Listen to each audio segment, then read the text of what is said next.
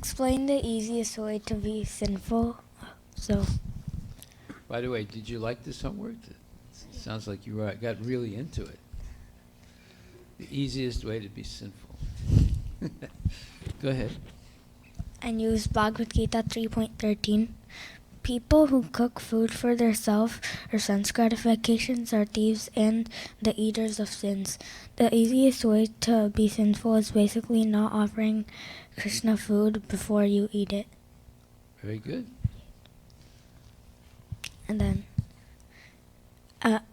explain what an ounce of prevention is worth tons of cures. What does that mean? So Yes.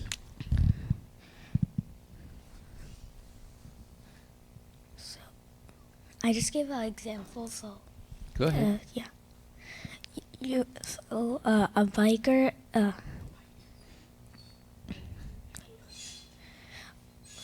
So you're biking and you fall off and hit your head.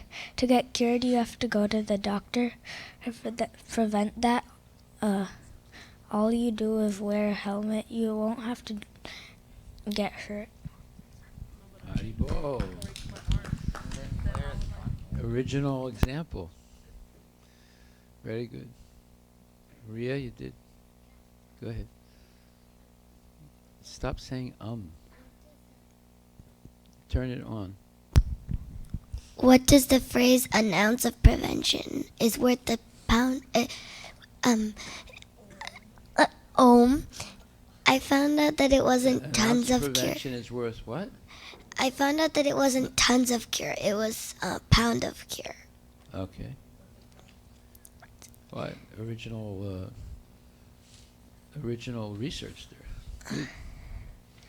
This means Who the made phrase- who said that first? Benjamin Franklin. Okay.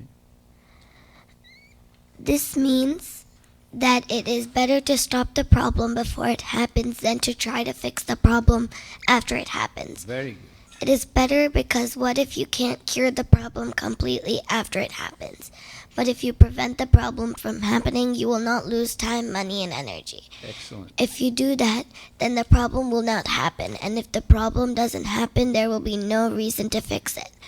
The phrase was spoken by Benjamin Franklin. The Good. phrase uses the words ounce and pound.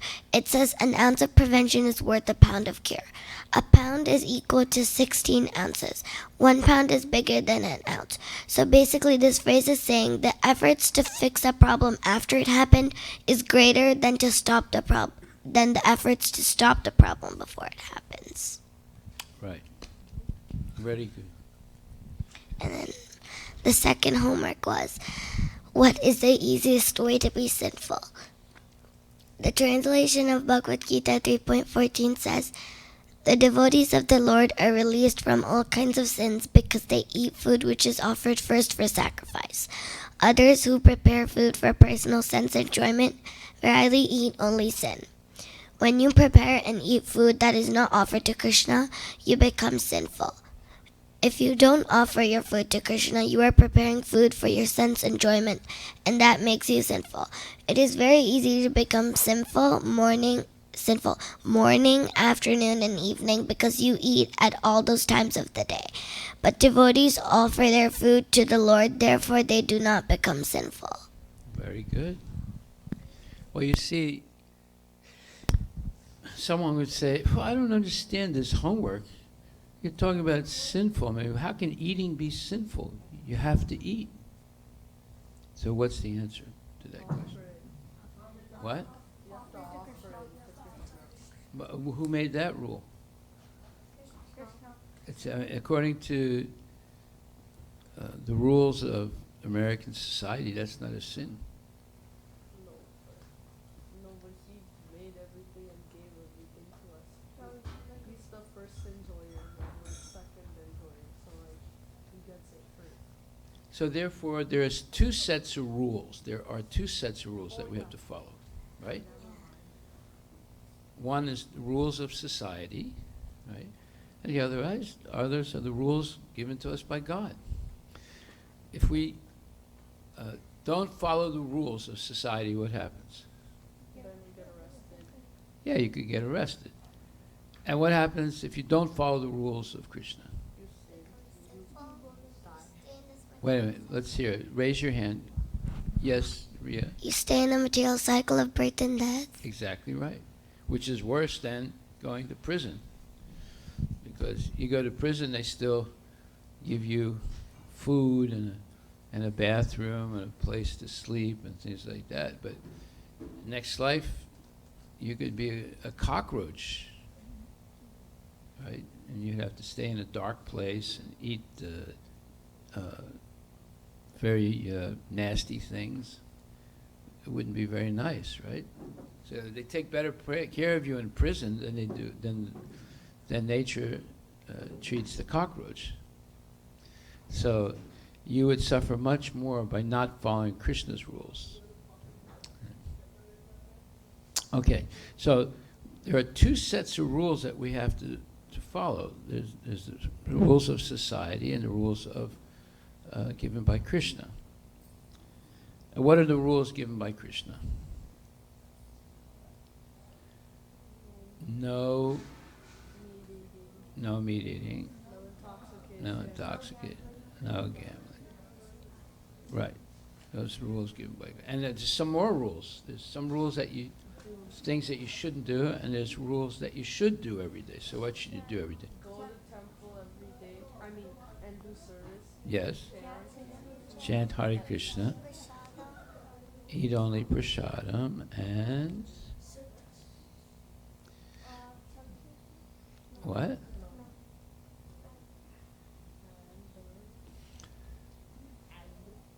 Read Bhagavad Gita. Yes. All right, read scripture. Very good. Okay. So there are rules for things that you shouldn't do, and there's rules for things that you should do. So, does this society rules or the rules of in the material world tell you what you should do? Huh? What do you say? I think the society doesn't tell you what you should do. Right. So therefore, it doesn't tell you that you should offer your food first to Krishna, right? So they're not helping you avoid sins, right? So the rules of society are incomplete. The rules of Krishna are complete because it tells you what you should do and what you shouldn't do. Yes. If the whole world needs to like be Krishna conscious or something, then why is it not like Krishna conscious anymore? Like why did people stop doing it? Because people have it. Okay, what's the answer? Anyone want to answer that? What do you think? Ask the question again. Give him the microphone. Give him the microphone. Like in the first yuga, like everyone was like Krishna conscious, What's the name of the first yuga? Satya Yuga. Yes. So during that period, then why did everyone like start becoming why did some people start becoming more sinful than other people? I can explain, I guess. Because people want like all of us, we came here because we wanted to like go away from Krishna and like we wanted to enjoy ourselves, be the number one like leader, and we wanted Enjoyer. to enjoyer. So that's why we came here to pretend that we were the number one enjoyer, and then we became more sinful and more sinful because of the desires. Well, yes, but see, to answer more thoroughly, in Satya Yuga, most people are in what mode of nature? Goodness. So in the mode of goodness, people follow rules. Right? But in the second period of time, the mode of passion and ignorance started to creep in, right? And then in the third period of time, it became more, and now this is the fourth period of time, Kali Yuga, almost 75% of the population are in the modes of passion and ignorance, and very few people are in the mode of goodness. Therefore, the sinful activities are increasing. Whereas in Satya Yuga, almost everybody was in the mode of goodness. So there was a lot less sinful activity.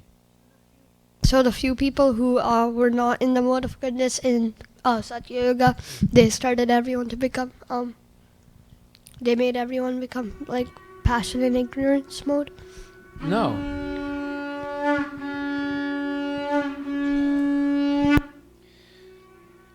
Over time, things deteriorate.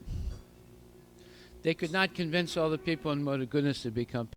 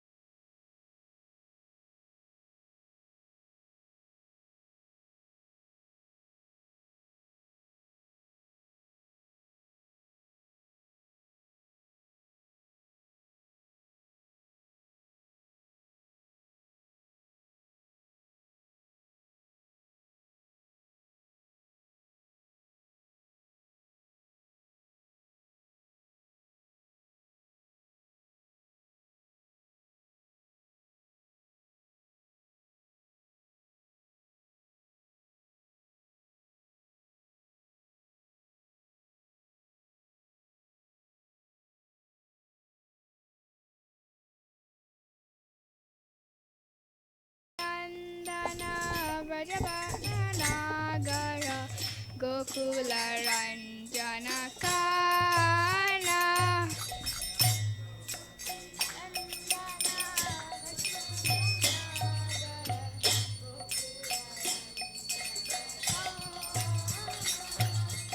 Yashomati Nandana Brajabaranagara Gokula Ranjana Kana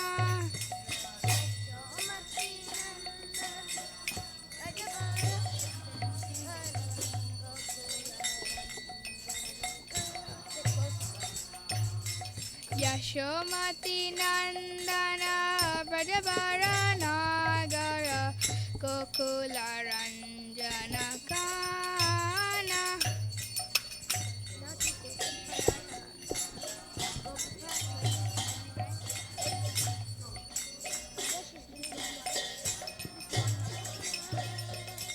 Gopi Paranadana Madana Manohara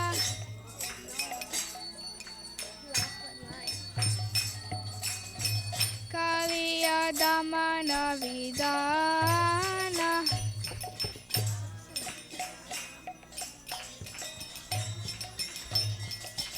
Amala Harina Mamiya Vilasa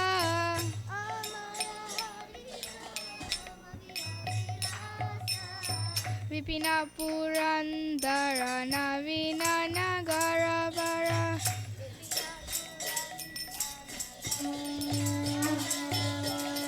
Bamsi Badana Suvasa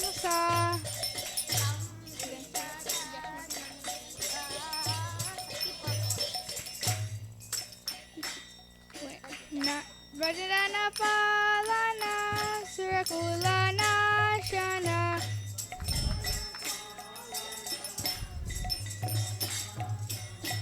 Nanda Godana Rakavala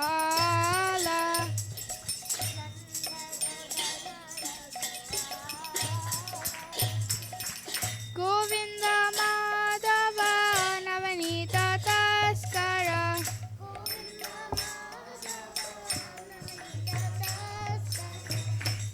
Sundarananda Gopala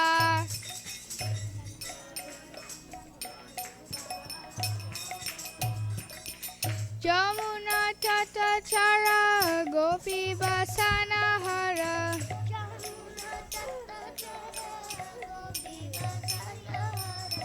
Rahara Kripamoya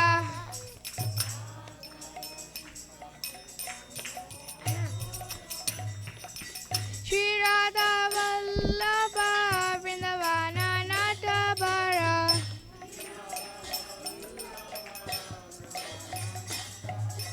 Bhakti Vinodashaya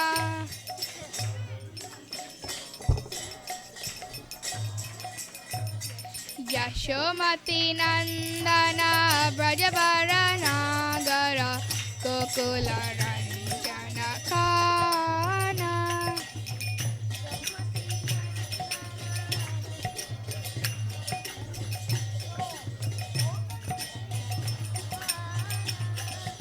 Yashomati Nandana Brajabaranagara Gokula Ranjana Kana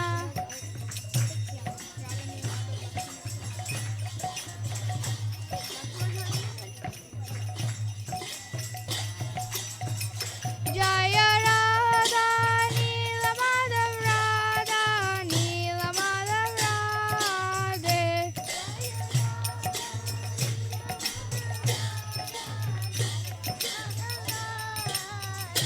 Jaya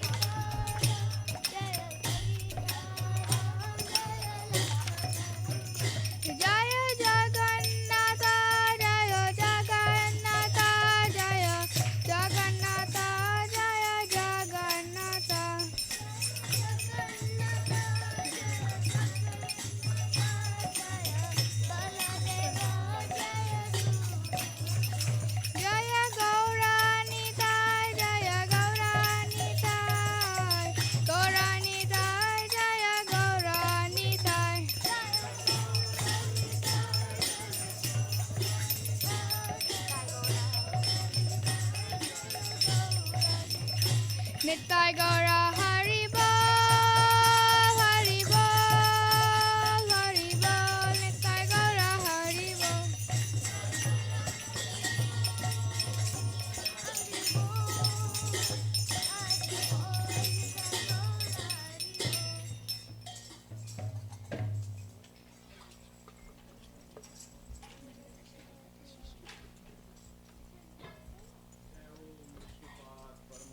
Parivrajakacharya Stod Sadashi Srimad His Divine Grace A.C. Bhaktivedanta Goswami Maharaj Srila Prabhupada ki Jai Om Vishnupad Paramahams Parivrajacharya Stod Sadashi Srimad His Divine Grace Srila Bhakti Siddhanta Saraswati Goswami Maharaj Prabhupada ki अनंत कोटि वैष्णव वृंद की नामाचार्य श्रीला हरिदास ठाकुर की प्रेम से कहो श्री कृष्ण चैतन्य प्रभु नित्यानंदा श्री अद्वैत गदाधर श्रीवासादि गौर भक्त वृंद की श्री श्री राधा कृष्ण गोप गोपीनाथ श्याम कुंड राधा कुंड गिरि गोवर्धन की जय श्री वृंदावन धाम की जय श्री जगन्नाथपुरी धाम की जय श्री नवदीप मायापुर धाम की जय गंगा माई की जय यमुना माई की जय तुलसी देवी की जय भक्ति देवी की जय सामवेद भक्त वृंद की जय निताय गौर प्रेमानंदे all glories to the assembled devotees all glories to the assembled devotees all glories to the assembled devotees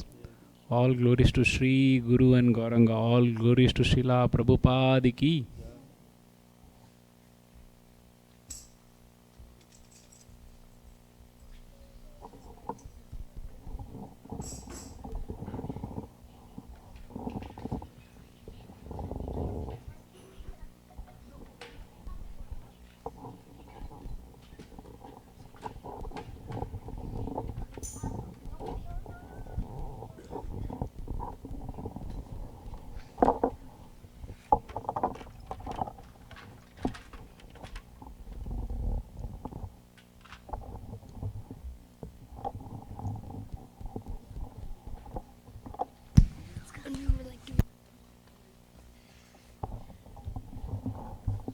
Hare Krishna. Okay, so who else did their homework? All right. So now we'll go Sanskriti. You do. You did? Oh, did you bring it? You have to bring it. So your homework next week, do it again. At this time, bring it. I want to see. Tomorrow. Well, next week. No, next week. You can't do it overnight. Yeah, yogurt and sprouts. Maybe. That's all right. Next week you bring it. All right. So, okay, Krishna, you go ahead. You do your.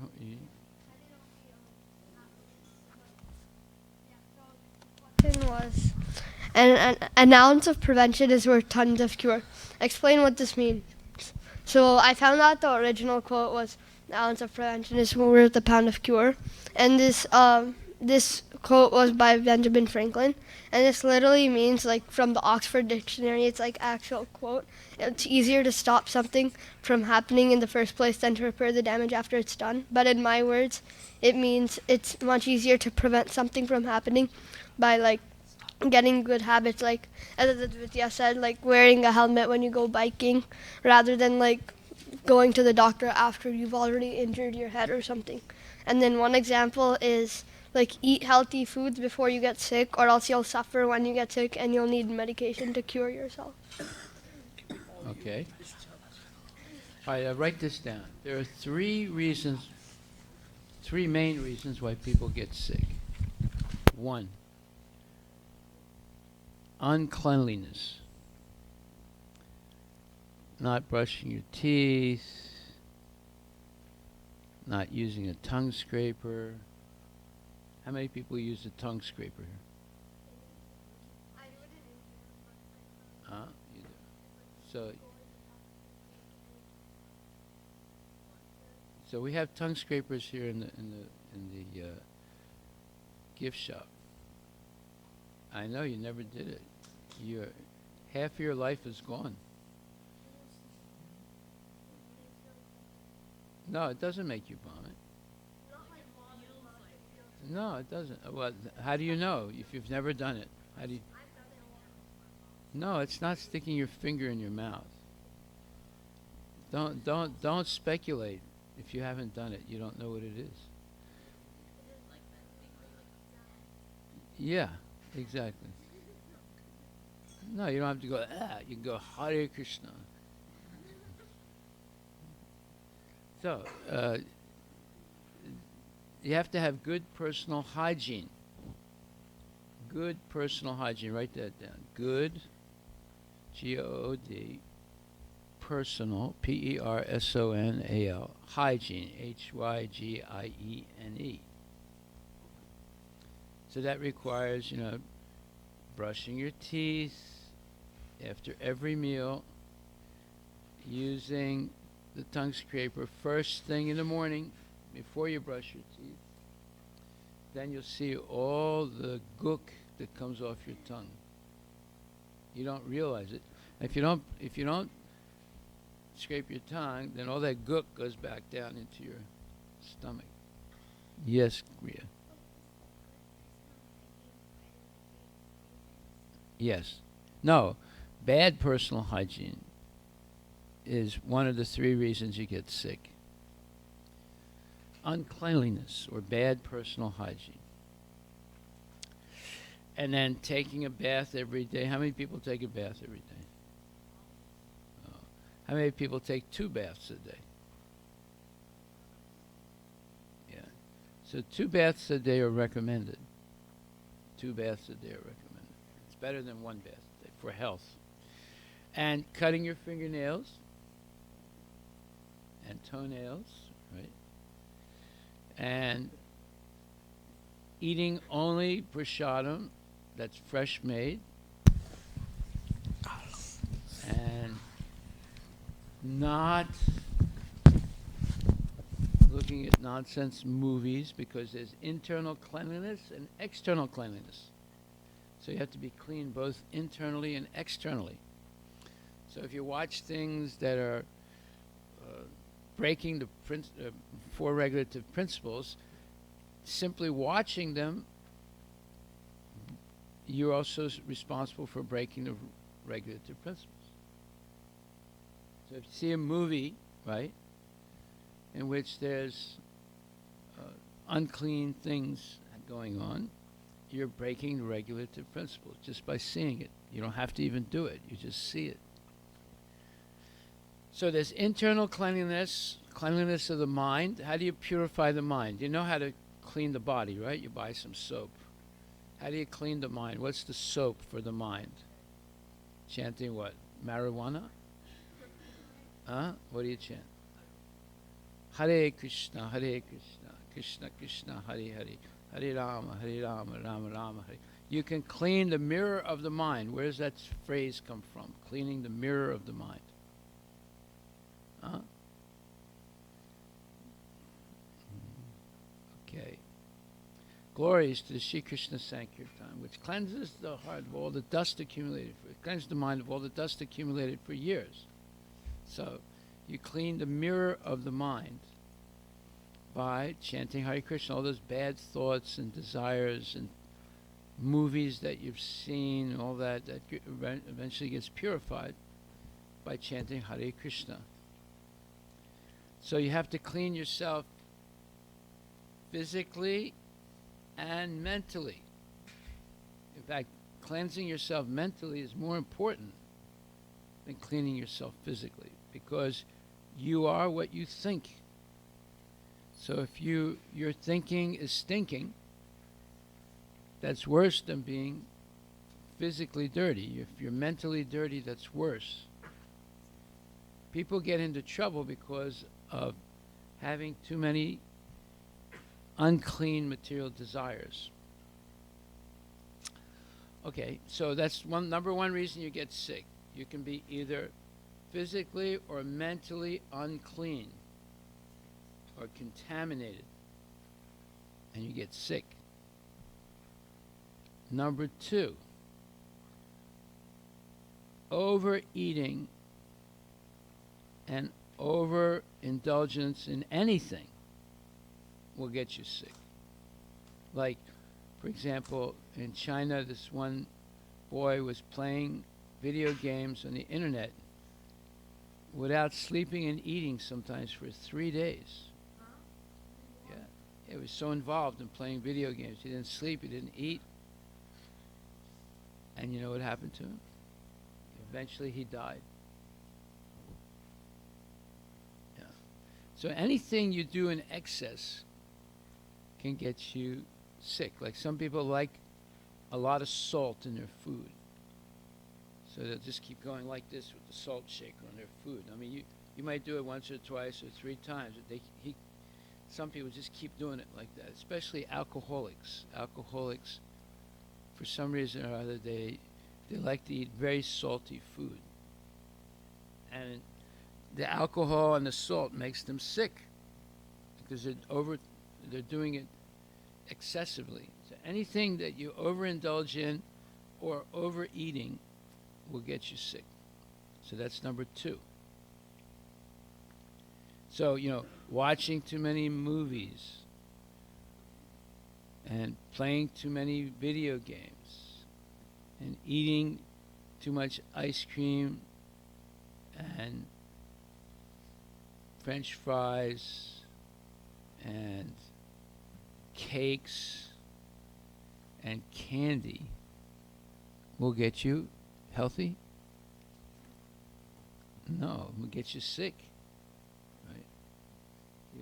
You like French fries, Krishna, too? You like ice cream? You like cake? Huh? How about pies?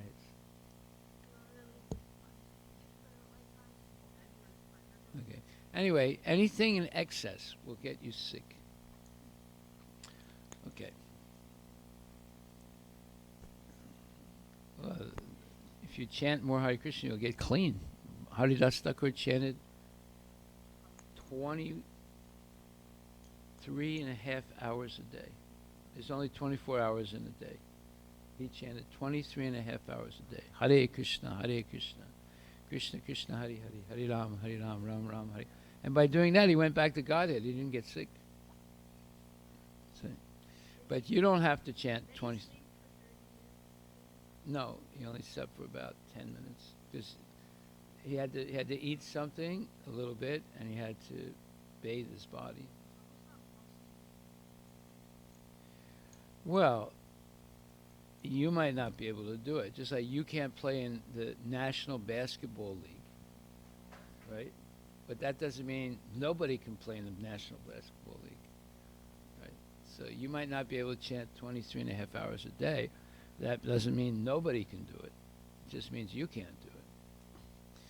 But you don't have to chant 23.5 hours a day. You should chant at least 16 good rounds a day, which takes about 2 hours. Okay, then number 3. So is uncleanliness, overeating, and overindulgence in things. Number 3 is stress, anxiety, fear, under the heading of stress. So, why would people have anxiety, fear, and stress? What causes that? Yes.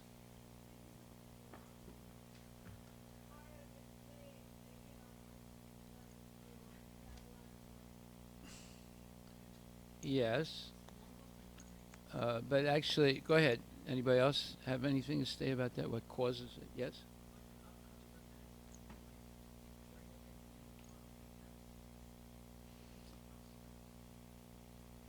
Okay. Anybody else? Stress and anxiety and fear is caused by not knowing what's going to happen in the future. When you don't know whether you're going to pass the test or not, you don't know whether someone's going to shoot you or not, when you don't know if you have enough money to pay all your bills or not, see, that causes, you don't know when you're going to die and you're worried. See, so if you're a devotee, a good devotee, do you know what's going to happen to you? What? How? What's going to happen to you?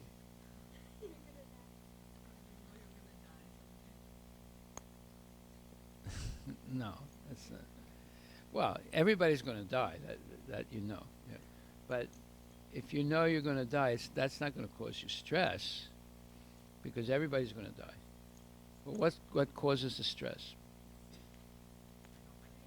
Huh? That's true also, but what will actually cause the stress? Yes, to a devotee. Well, no. A devotee is not stressed. Why? Yes? That's one part of it, yes. But more than that.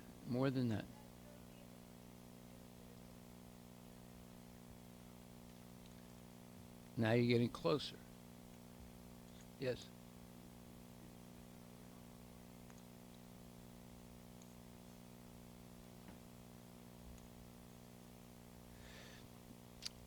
That's true. But see, the devotee does something about it, whereas the materialists don't. The materialists know they're going to die, but they don't do anything about it. They just keep on doing what they're doing normally, eating, sleeping, mating, and defending. Whereas a devotee will do something about it, because the one thing that's sure in life is everyone who's born is going to die. So if you don't do anything about it, you get stressed eventually. But if you do what Srila Prabhupada and Lord Chaitanya and Krishna recommend, then you don't get stressed. Just like if you've studied for your test, then you're not stressed. But if you don't study for the test, what happens? No, you get stressed. You don't know if you're going to pass the test because you haven't studied. So the devotee who knows death is sure, they do something about it. They start chanting Hare Krishna, offering their food, hearing Bhagavad Gita and Srimad Bhagavatam, going to the temple, doing service, associating favorably with devotees, and so forth, getting initiated, getting real serious about spiritual life and developing a relationship with Krishna. Everyone else is developing relationships with their cell phone, with the internet, with, okay, Krishna, can you stop? You know, are you a jitterbug? Come up here and do what you're doing so everyone can see. Come up. Come over here. We want to see what you're doing. Go ahead. You know, go on like we want to see you. You can, you know, everyone else can sit and listen, and you can go.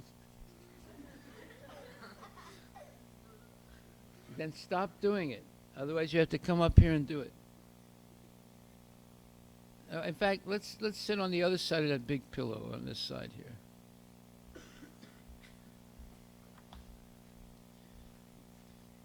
Okay, so the devotee will do something about it, knowing that they could die at any moment. And the materialist and nonsense people, they don't do anything.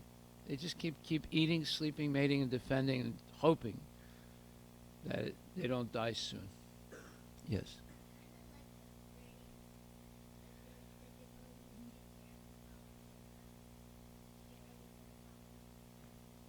Okay, what's the phrase? An ounce of prevention is worth. Right. So they want to prevent dying in ignorance. They want to prevent dying in ignorance. They want to die in full knowledge of Krishna and with a full life behind them of devotional service for Krishna. Because when you die, if you see Yamaraj, he'll say, I'm looking at your bio here, and you didn't do anything for Krishna in your life. In fact, sometimes you spoke badly about Krishna. You're going down on the escalator. You know where the escalator leads you when it goes down? Huh? Yes. And then, but if you see Krishna, he says, you did so many nice things for me. You are going up. So you want to go down or up? So you better do something, right? And something doesn't mean it doesn't mean that, right? Right, Krishna? It doesn't mean that, right? No, you better listen carefully in the class and learn something, right? Okay, so what are the 3 things that get you sick? Okay, yes, Pravalika. Did you say Is that one of them? Yes. Oh, that means overeating, oversleeping, over this, over that, right? Just overindulgence in general, but eating is one of them, yes? Yes. Yes, stress can includes, fear, anxiety, worry, all that stuff. And why do people experience fear, anxiety, worry, etc.? Why? What's the cause of it? Yes, Shivani. No, they don't know what's going to happen in the future. They don't know. Does a devotee know what's going to happen in the future? Huh? Yes, he knows. And she knows. He knows that he's going to get old, get sick, and die. Right? So therefore they do something about it. But people who know it but don't do anything, they're called karmis. They're called materialists. They're not doing anything about it. They're just doing the same thing over and over again that puts them in anxiety. They don't do anything to find out what happens after death. They don't do anything to avoid. An ounce of prevention is worth pounds of cure, right? But they do 0 prevention. They're only reactive, they're not preventive. But when you get too old and you're going to die, there's nothing you can do to overcome it. It's too late. Okay. So, then who else did their homework? Okay, Arush. Go ahead. Microphone for Arush.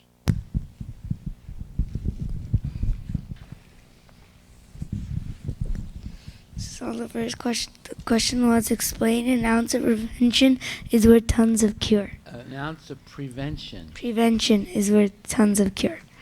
This statement was stated by Benjamin Franklin in 1736. He stated this to address fire safety, but this quote is applicable to all phases of life. This quote is applicable to all phases of life. Okay. Yeah. A little precaution before a crisis occurs is preventive. It's what? Preventive. Preventive to a lot of fixing up afterwards. Yes. You want to be preventive, not reactive. Yeah. Reactive is after something happens, you react to it. Preventive is you avoid doing something that's going to be detrimental to you. Right? There's another phrase. Okay, write this down. Ready? Fools. F-O-O-L-S. Fools. Run in. R-U-N. And the next word, in. Fools run in. Where? W-H-E-R-E. Angels. A-N-G-E-L-S. Fear. F-E-A-R. To tread. To. And the next word, tread. T-H-R-E-A-D, I think, tread. Fools run in where angels fear to tread. What does that mean? Okay, go ahead, Krishna. It's basically like fools or like dumb people run into where the smart people like won't even touch because they know it's bad. Very good. Yeah. What were you going to say? Yeah, almost like that. Okay. Yeah, like fools will go into a casino where there's gambling and breaking all the principles of religion. And good people will say, I'm not going in that place. That's a nonsense place. Right? And then fools will walk into a bar where there's drinking and smoking. And good people say, I'm not walking into a bar. That's crazy. It's all bad people in here smoking, drinking, talking nonsense all night. Right? And fools will go and eat things like cakes with eggs in it, and meat, and fish, and crabs, and lobsters, and clams, and pigs. And smart people say, I'm not eating that stuff. That'll give you cancer. That's nonsense. Right? So fools run in. They're really enthusiastic. Yes, lobster, clams, pig. And angels, they say, I'm not going to eat that. You got to be crazy to eat that stuff.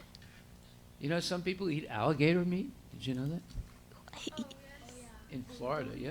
In 6th grade, on the first day of school, there was this Indian kid and this American girl who were talking about how good alligator meat was. What? In your On my class? table. Yeah, in my class. They were eating alligator meat? No, they were talking about how good it Oh, was. I'm talking about how good alligator meat is, Yeah. right? Yeah, that's a real fool. So, if someone offers you if someone offers you alligator meat to eat, would you eat it? No, Not that's surprised. you're not a fool, right? Okay, go ahead. So the next question was read Bhagavad Gita 3.13 and explain what is the easiest way to be sinful. Non-devotees who prepare food for personal sense enjoyment eat only sin, so they are sinful. But by not offering food, they eat contaminated food. Okay. And thus they are not only thieves but also eaters of all kinds of sin. So Krishna did a good calculation. He said if you eat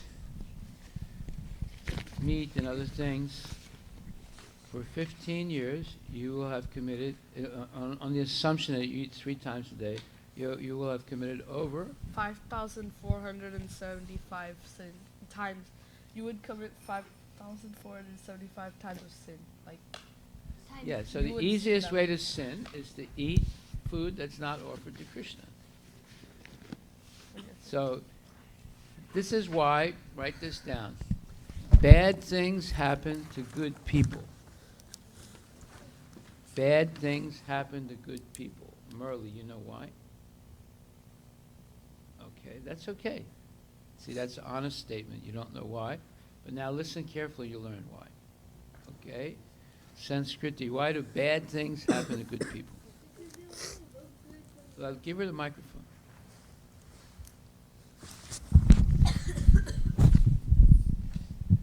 Why do bad things happen to good people?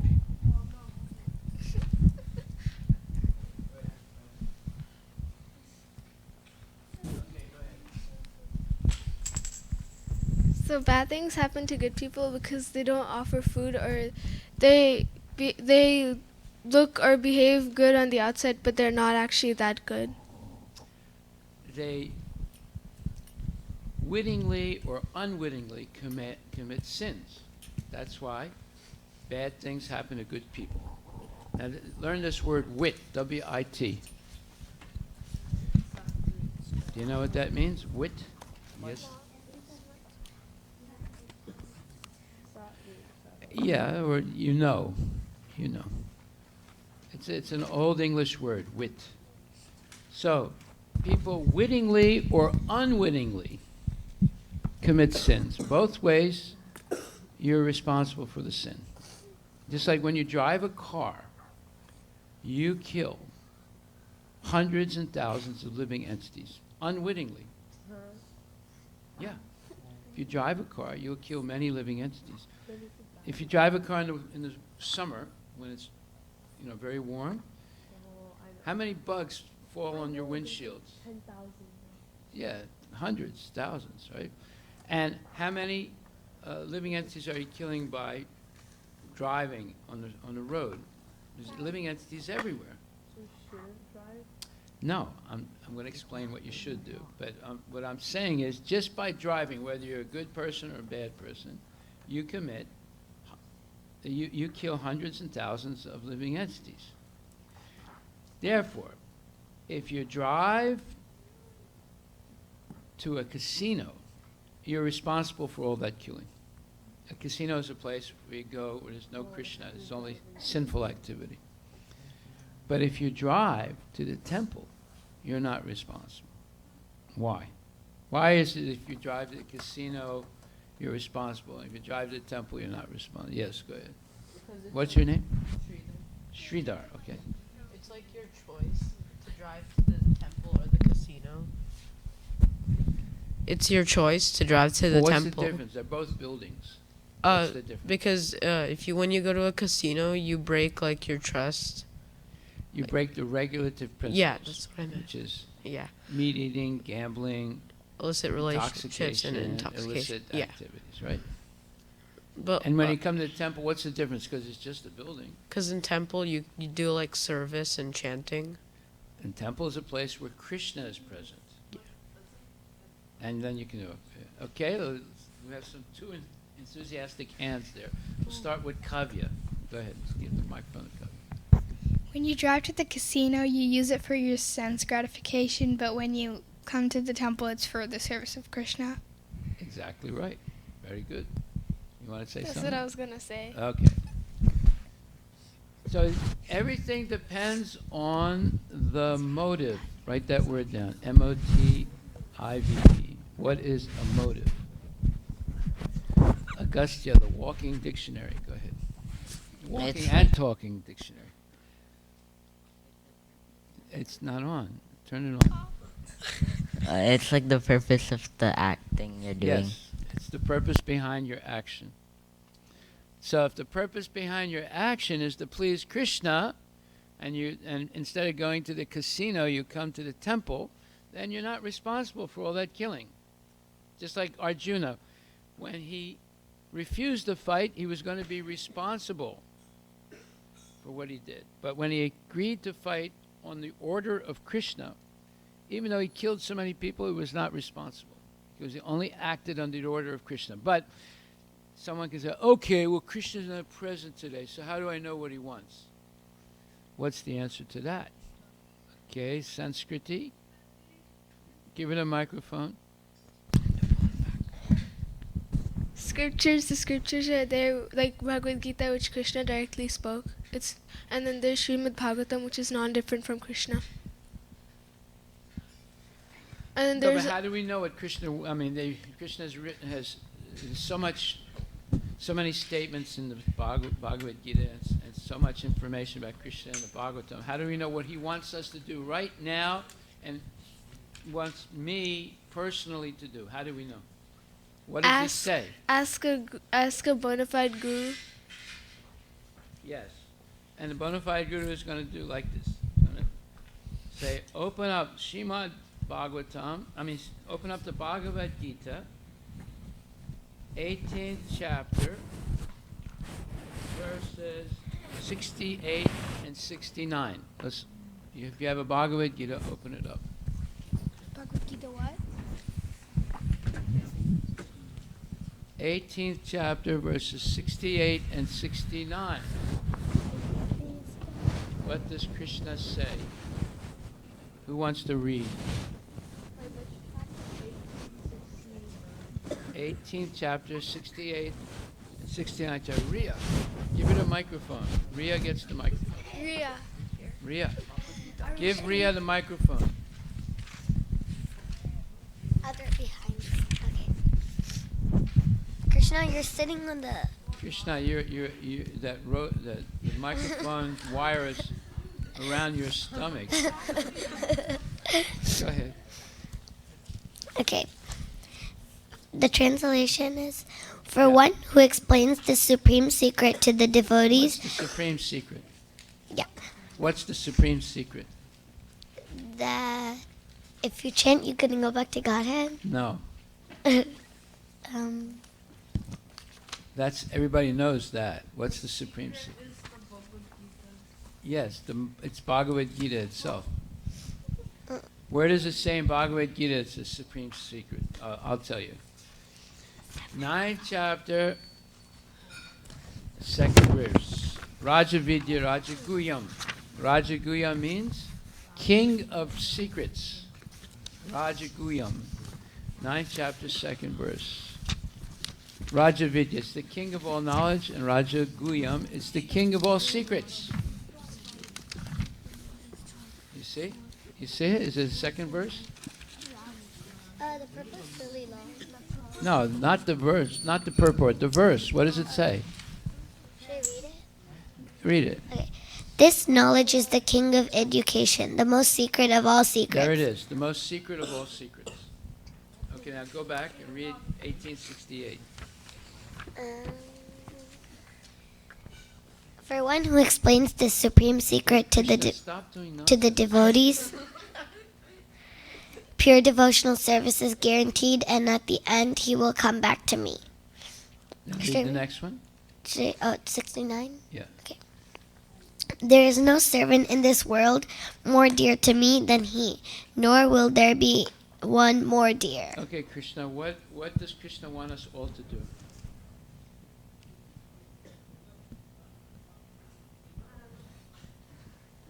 Well, you were sitting right here. She just read it. What? How come you don't know? You see, you can be sitting here and not hear anything, even though you have ears. Why? Why is that? Why can you be sitting here and not hear anything? Kavya. Right? Not paying attention. So Krishna has won the contest today. He has not paid the attention the most. So that's a distinction, right? We should get it. We should get a badge. I did not listen at all today on the class. Hari Bol. So can you change your ways, Krishna, and start listening? Okay. Okay, so now answer the question. What does Krishna want us to do? Now there's no more doubt. He's telling you directly what he wants you to do. What is it? Yes, Arush. What is the supreme secret? What? What's the supreme secret? Supreme secret is Krishna does nonsense in the class? Is that what is it? What? Bhagavad Gita, yes. And what do you do? What do you do with the Bhagavad Gita? But no, first you have to learn it, and then you explain it to others, right? So now you know what Krishna wants you to do. And he also says in 1866. Let's look at 1866. What does he say there? Who's going to read that? 1866. Yes, go ahead, you read. What? Next one. 66. That's 65. Whatever. Give him the microphone. Give him the microphone. Abandon all varieties of religion and just surrender unto me. I shall deliver you from all sinful reactions. Do not fear. Do not fear. Right? Do not be anxious. Don't be stressed. Just surrender unto me, and I'll free you from all sinful reactions. Okay?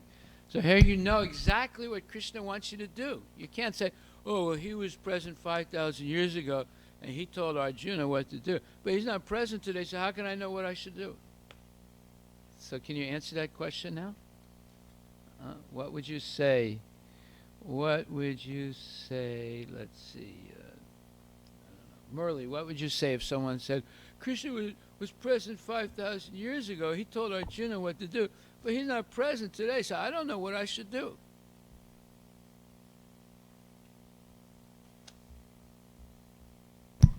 Say that in the microphone. I would tell him to read the Bhagavad Well, he Gita. said, well, Bhagavad Gita is such a big book, I don't have time to read it. What part of it should I read? You can read one verse every day. No, one verse every day would take him 700 days to find out. What verse should he read? 18.66. I'll tell him to read. What? Come on, speak in the microphone. I don't know. Okay, that's okay. Now, you're going to listen so you learn? Yeah. Okay, give the microphone back. So you have to read number 1, 18.66. 18th chapter, 66th verse. Say that, Merle. What? Yeah, and 18.68 and 69. So if someone said, oh, Krishna was present 5,000 years ago. He told Arjuna what to do, but he's not present today. I don't know what to do. What do you say? Read Harry Potter.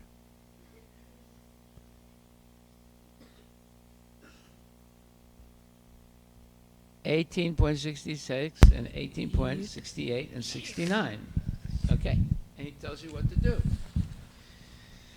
Learn Bhagavad Gita and teach it to others, and surrender unto Krishna, and you have nothing to worry about. Okay, so how long does it take to learn Bhagavad Gita? One day? A long time. How long? 2 years. No. A lifetime. A whole lifetime. That means every day. That's right. That means every day, right? But what if you say, okay, well, I have a whole lifetime, so I'll do it when I get to be 68 years old. Is that the right conclusion? Because it's a lifetime? Now, first of all, you don't know if you're going to be 68 years old. You could be 16 and die, right? So you have to do it every day, right? Okay. So, now, who else did not read their homework? Yes. Oh, okay, go ahead. You go first. What's your name again? Suniti, okay. I did the sprouts homework, Oh, let me see it. Bring it up here. Let me see. but I started on Friday, so only some of them sprouted. Okay, well, let me see. Let me see. See, now, Suniti did her homework. See, she brought it in. I want to see it, right? If you say, oh, I ate it, I don't know if you did it or not. Wow, that's pretty good. See, she's sprouting mung beans, and they've started to sprout. And some of them sprouted. See? Very good. And, well, it smells okay. You have to be careful not to keep them wet. You wet them, and then you strain off the water, right? And then when they get a little bigger, what you can do, you can fill it full of water, and you'll see that the skins will start coming off by themselves. And then you can scrape off the skins, and then you'll end up with all white sprouts. You can eat it with the skin also. It's not a problem, but sometimes people like to get the skin off. So very good, Suniti. Did you make yogurt too? No, okay. Any other homework you did? Okay, yes, go ahead. You're next. What's your name again? What? Rishi. Okay, Rishi the king. You made yogurt. You have it? Yeah. Let me see. So next week you have to bring in your sprouts and your yogurt. I want to see it. Okay?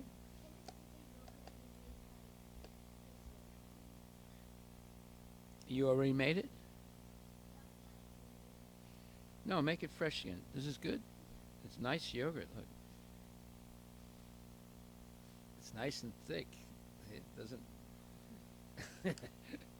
This is like Greek yogurt. Very good. Thank you. Thank you, Rishi. Anybody else did not? Okay, so Pravalika didn't read her. Oh, did you do more homework? Okay, let me hear. Give him the microphone.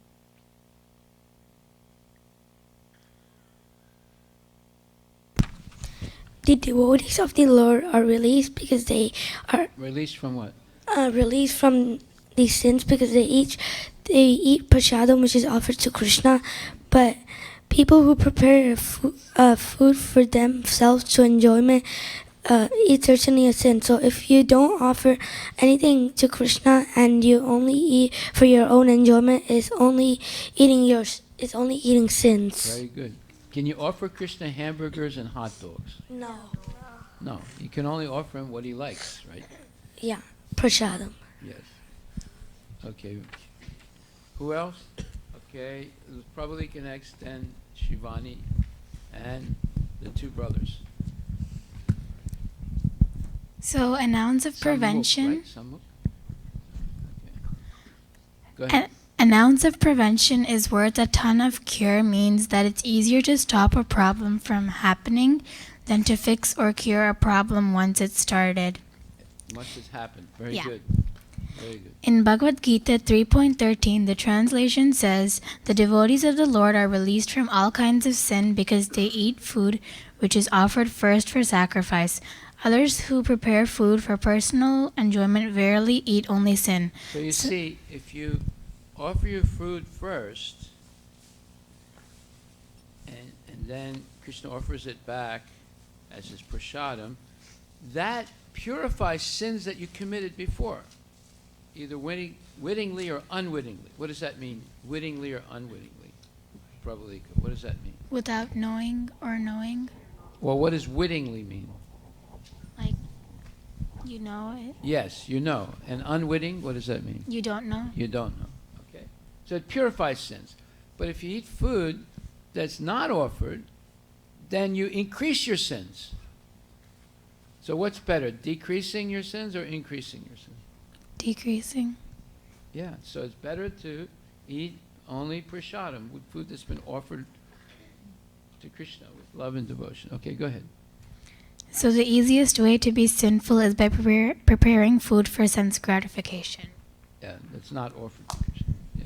The easiest way to be sinful, right? A lot of people are performing easy sin nowadays.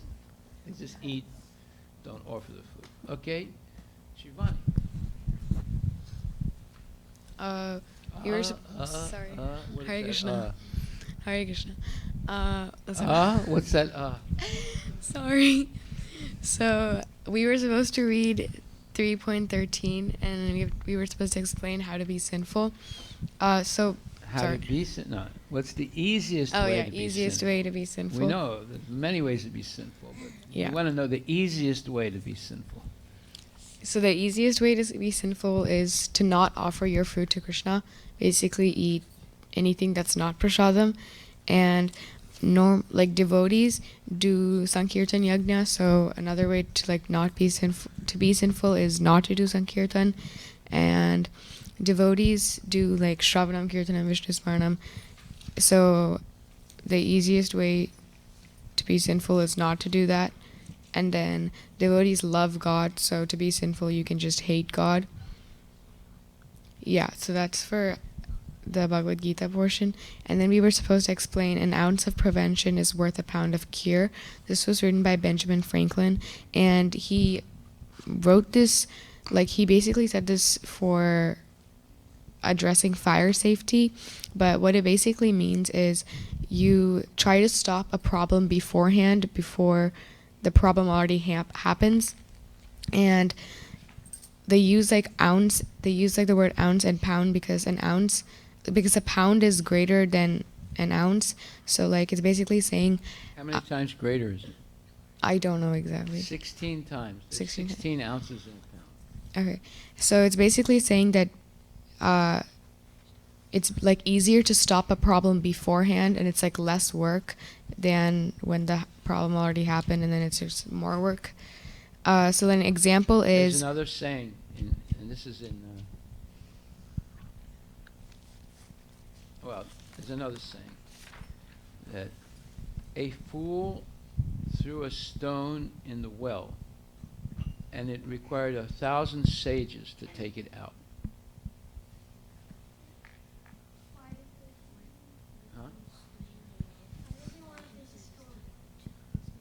Because it could contaminate the water. So, a fool. Who's a fool? What does it mean, a fool? What's a fool? Yes. Yes. So, I mean, the well is where you draw your water from, so you don't want to throw anything unclean into the well, right? So, a fool threw a stone in the well, and it took 1,000 sages to get it out. So, that means that it required a lot of people to get it. Like, for example, let's say you fell into a well. Don't laugh, it happens. How many people would have to come to get you out? Yeah, they'd call the fire department, and because you were not conscious, someone would have to go into the well. And then sometimes they fall into, kids out of ignorance, they fall into these pits that go very deep into the ground, and there's no way of going down there, because anyone who goes down there will get caught also. So they have to dig a new pathway into that underground place where the child is stuck. And they have to bring in big equipment, and it's dangerous because, you know, you don't want it to, if the ground is too soft, it'll just collapse and the child will die. So sometimes it takes a large number of people to save the child that fell into that pit. So, therefore, you have to always be careful in life. Why? Because there's danger in every step, right there. Danger in every step.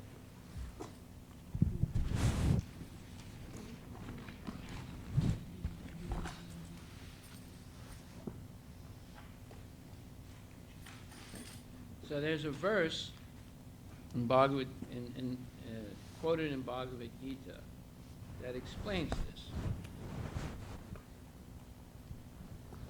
It says, Padam padam yat vipadam na te sam. So you have to read this verse.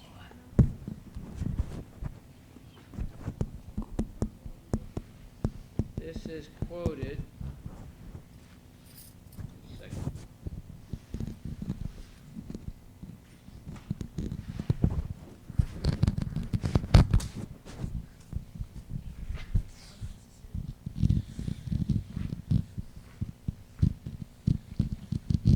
Is quoted in Bhagavad Gita, chapter 2, verse number 51 in the purport. Samasrita ye pada palavam pada palava padam.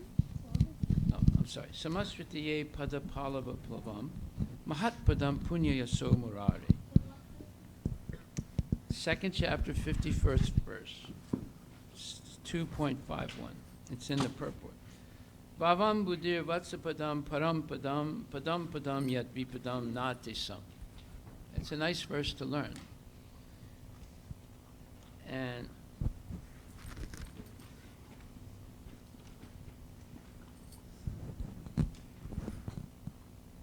in this verse it says that there's danger in every step of life. Do you believe that? That there's danger in every step of life? Do you believe that, Krishna? Can you give any example? Yes, Gobya. Give her the microphone.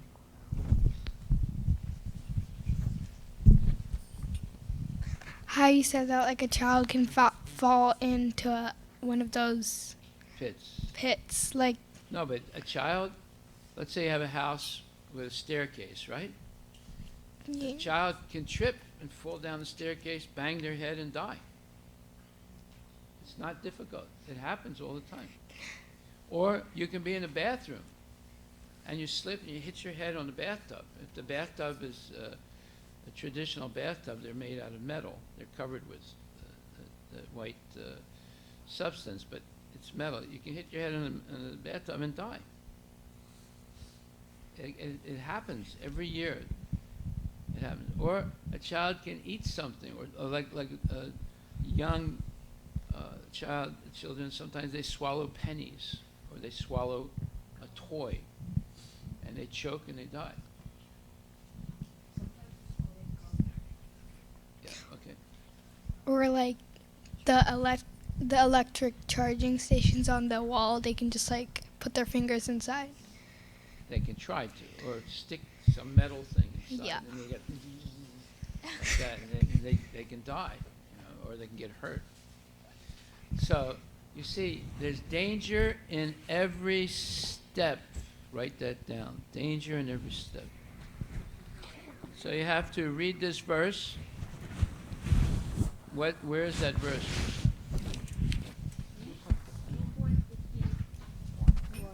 Right. You have to read this verse, write down the English translation.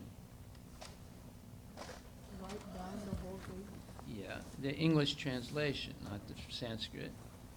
And explain what it says.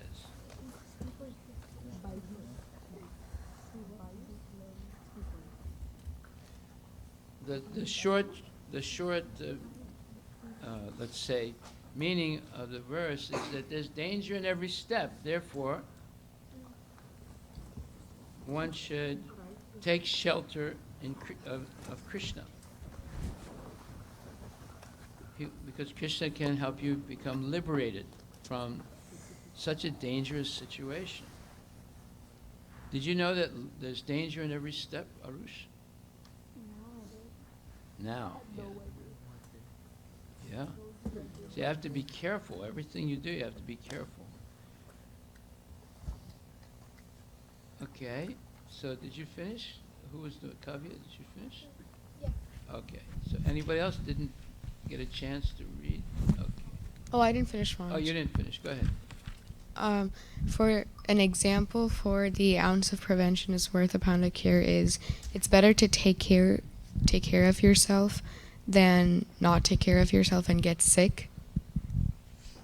Okay. And then Because when you get sick, you have to take medicine. You can't go out. You have to take rest. yeah. Also, I made the sprouts, but I didn't bring it in, so I'll Make them again and bring it next week. yeah, I'll return it. Eat the ones that you made. Okay. After you offered to Krishna. Okay, who else now? Yes, okay, your brother first, go ahead. What is your brother's name? What? What? Say it. Sharon.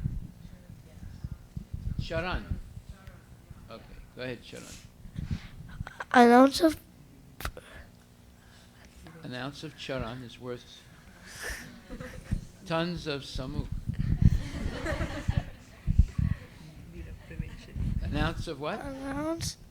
An ounce of prevention. Prevention, yes. Is worth of tons of cure. Yes. Write down what this means. It's easier to stop something from happening in the first place than to repair the damage after it had happened. For example, we should take proper care of our teeth by brushing twice a day. Otherwise, the teeth will get spoiled and we will get a lot of pain. So we should visit a dentist, have a look in, and strap the tooth will again cause a lot of pain. Okay, very good. You brush twice a day? You brush your teeth twice a day? What? Do you brush your teeth twice a day? Do you brush your teeth twice a day? Yeah. Okay, good. You still have your teeth? Yeah. Very good. Read Bhagavad Gita, chapter 3, verse 12, and explain the easiest way to be sinful. The devotees of the Lord will offer anything to the Lord before taking it. So the Lord will protect them from contamination in the material world. So who does not offer it to the Lord before having it will become sinful. Okay, very good. All right, now your brother. Give the microphone.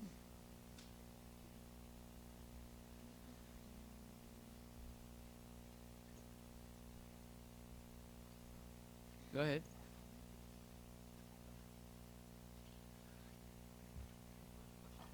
Turn it on. An ounce of prevention is worth tons of cure. Write down what this means.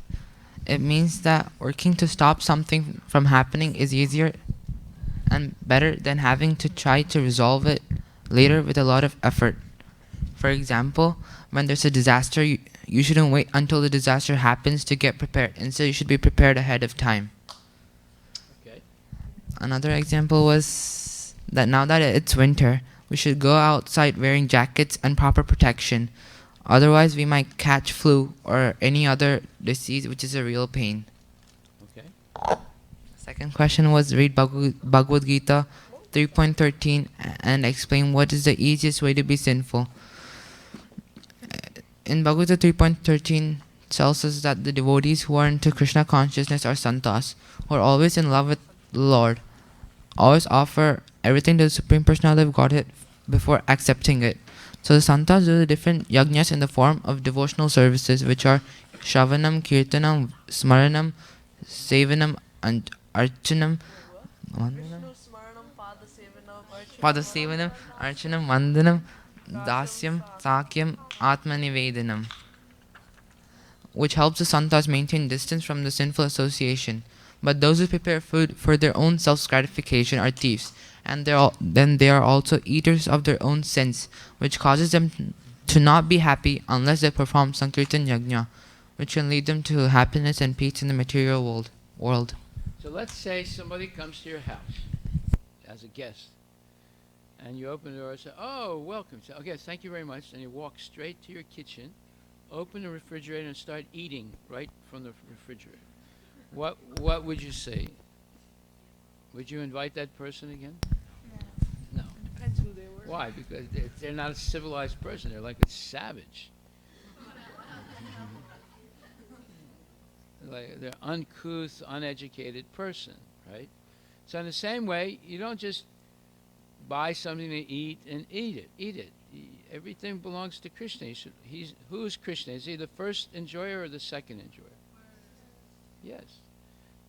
So you always should thank Krishna by offering him the food first, and do it sincerely, and then he'll offer it back as his prasad, his mercy. Okay. All right. So now what is your homework for tomorrow? Ria. 1? No, okay. Just start with tomorrow first.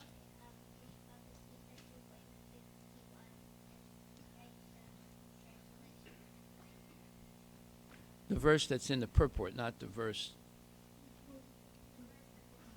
Yes.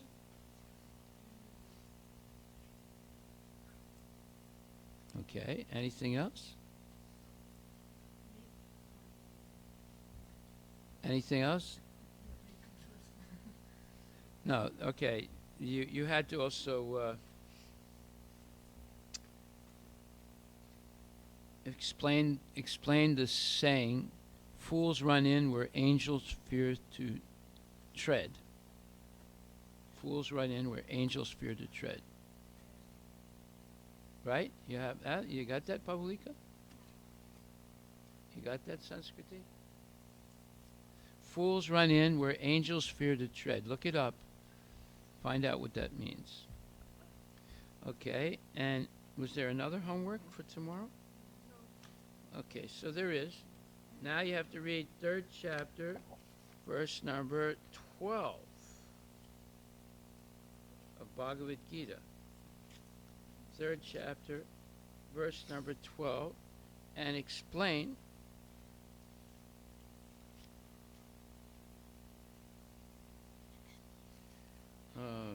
no, wait a minute, I'm wrong. It's not verse number 12. It is verse number 16.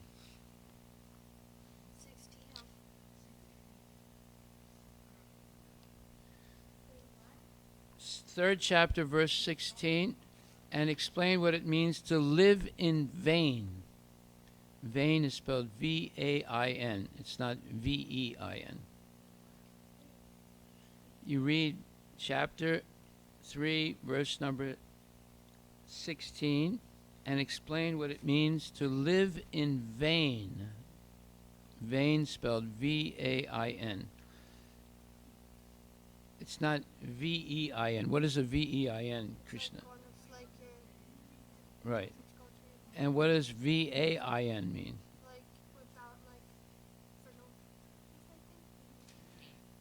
No, it means uselessly. Yeah. Okay. All right. And then you have, for next week, again, sprout and make yogurt, but bring it in so I can see it. You do? Let me see.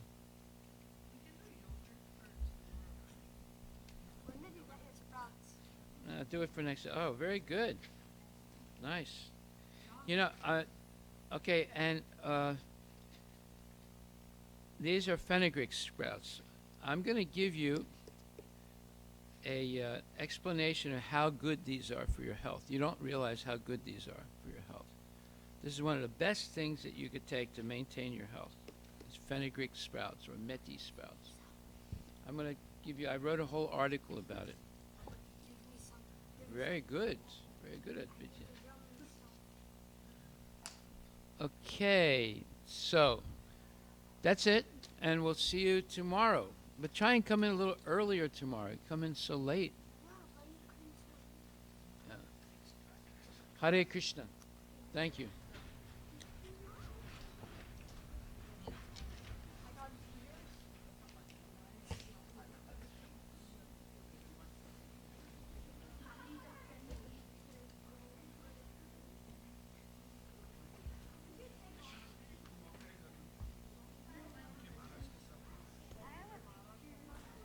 Of what you made?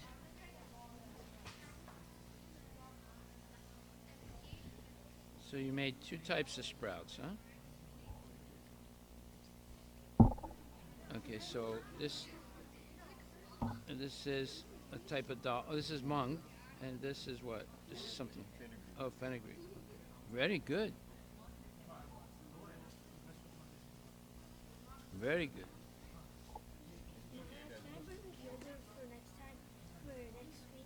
No, make it again. Eat that yogurt.